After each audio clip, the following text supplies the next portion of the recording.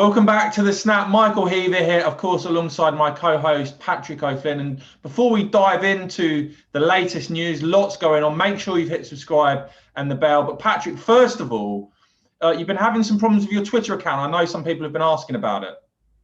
Yeah, so I've been locked out for about a week now. And unfortunately, what happened was I got hacked on Monday of last week by someone impersonating Twitter support, telling me I'd infringed copyright on a tweet. It was early in the morning. I foolishly clicked the link, which asked me for some account details. And before I knew it, I was locked out of the account. The password had been changed. Then I liaised with Twitter, and by the end of Monday, I briefly got back control of the account, but then it got suspended by Twitter on Tuesday. I think that's because while the hacker was in control of it, he used it to spam people. That's my supposition. So I'm working through with Twitter to try and convince them I am who I am, that I'm a responsible Twitter user, and to get back and going. But I hear, worrying, annoying things from one or two people that it can take a week or two to get back in the groove. So I'm just pushing away. It doesn't help that the San Francisco, where Twitter is run from, is a big time difference, so it's hard to track down someone to talk to about it. But I'm plugging away on that. So hopefully back on Twitter soon. Yeah, hopefully. As I said, I know a few people are asking about it, so hopefully that gets sorted out very soon. We can have Patrick back on Twitter. Although I have to say, I don't spend much time on Twitter anymore. It's interesting, Patrick. Since I've been starting to do more stuff on YouTube, it definitely seems to me that Twitter is far more of an echo chamber than the likes of YouTube or even Facebook. What do you think? I think that's undoubtedly true. I mean, I find it useful to pick up stories and currents of opinion. There's a lot of opinion posters on there. And actually, I specialize in kind of pricking the bubble on the Twitterati and bringing them news from the real world. But, I've also got a lot of friends on Twitter, and it's just a good way for me to keep in touch with a lot of contacts I haven't been able to see in person. But you're definitely right that Facebook is where the kind of real people and the real mass audience is at.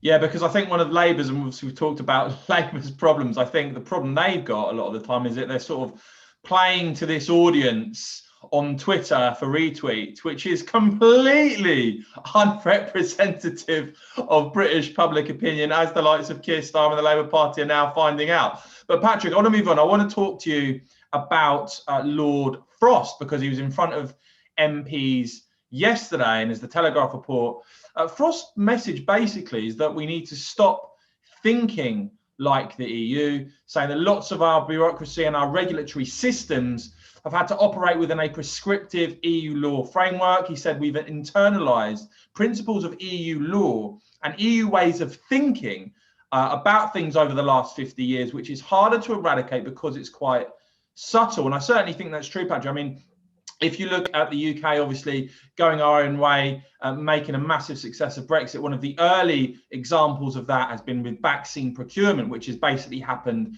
straight away. But I certainly think what Lord Frost is picking up here is that in the longer term, some of these changes are going to be a process that may even take years for the UK to fully reap the benefits of diverging from the EU way of thinking, the EU way of doing things. Yes, and it's really good from a Brexiteer perspective to hear, the guy in the cabinet who's pushing the post-Brexit agenda, talking in such terms that, this is a process. We can diverge, we can go our own way. I think it's slightly frustrating shortage of specific examples from Lord Frost in his appearance before the committee, but you cited a possibility there on the vaccine procurement and the painful contrast between our lightning quick one and the EU's bureaucratic delays. And obviously, perhaps Frost didn't want to specify that because it would have pushed up the vaccine wars again. But I think there's another purpose to him talking about this stuff, and that is to send out a signal to the EU that they better become a more serious and friendly negotiating partner on things like the Northern Ireland Protocol, and perhaps, access to financial services and the way that fishing is going to develop. Because if they don't, then the worst thing, the EU nightmare, has always been Britain cuts completely loose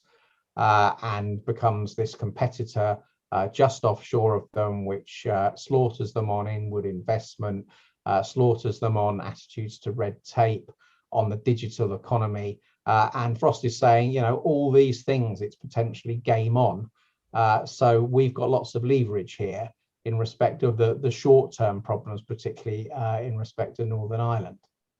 But the ultimate outlook is very positive, because I think what it highlights that we Brexiteers argued for a very long time is that the power is placed back into the hands of the British government. And obviously, with that power, you can have a government that does things you agree with or things you disagree with, though it will be ultimately our politicians in Westminster who are accountable, because they will have the direct power and say over implementing those policies rather than Brussels. And what I find as a key example is on the Financial Times have the story at the moment that apparently within government, there's a fierce debate raging about the Australian trade deal, about some of the proposals in that.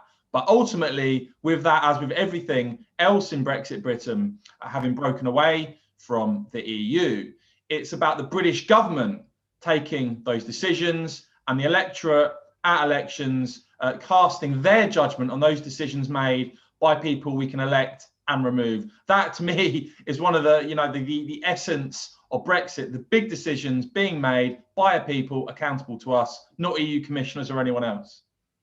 Yeah, 100%. So there's two advantages of that. First, it makes our national democracy real again and makes the politicians accountable to the British people.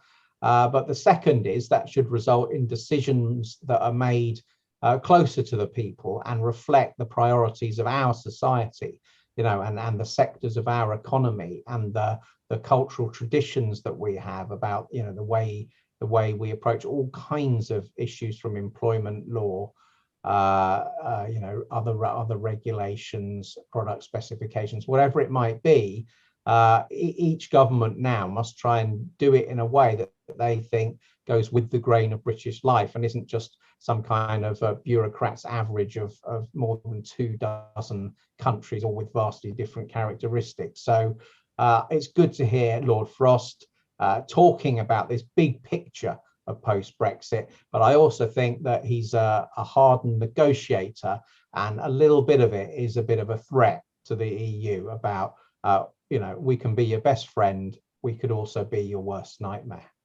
Let's just turn our attention now to the Green Party, Patrick, which again, I think, we've flagged a story here which is going largely unreported elsewhere again, that could become a major factor, because obviously Labour are really struggling at the moment under Keir Starmer's leadership. The Greens did very well in Bristol at the recent elections, very well in London. They got 11.8% of the vote on the list, got 3 seats on the London Assembly, came third. We saw recently from the YouGov poll over 10% of those who voted Labour at the last general election have now switched to Greens, as have about 12-13% of 2019 Lib Dem voters. And you've got one of the co-leaders of the Green Party, Sian Berry, now openly talking about the prospects of a left-wing alliance with Labour. And I suspect if the trajectory of the Conservatives and Labour continues in the same direction, Patrick, that is Labour basically in a very weak position, on the back foot, potentially losing even more seats in the next general election.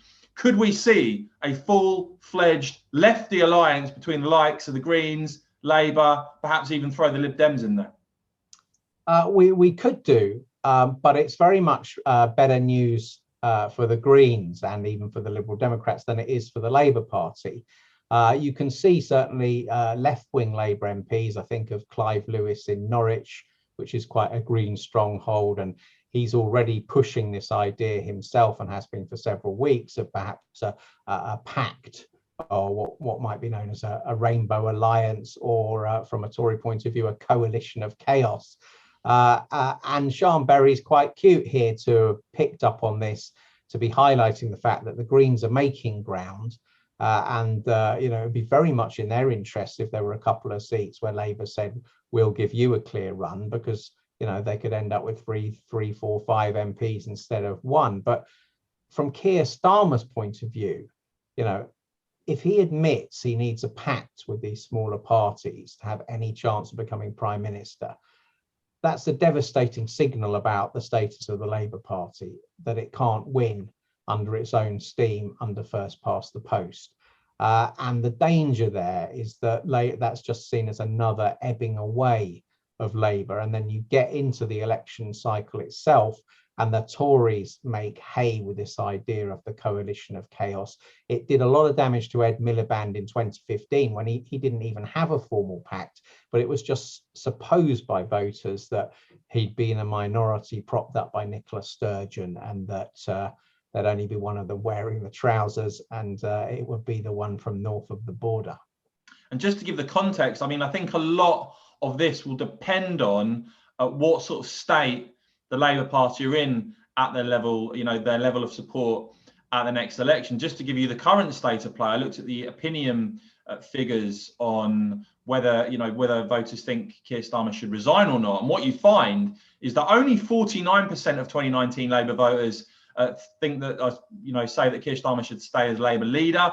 A third, 33% of 2019 Labour voters think he should resign. And when you go to the British public overall, more Brits think he should resign 38% than don't, 34%. So that's the current state of play, Patrick. And a lot of this ultimately could come down to, as I said, how badly Labour are struggling at the next election, whether the Conservatives can keep the sort of Brexiteer Leave coalition together, and of course, if Starmer is even leader by the time of that election.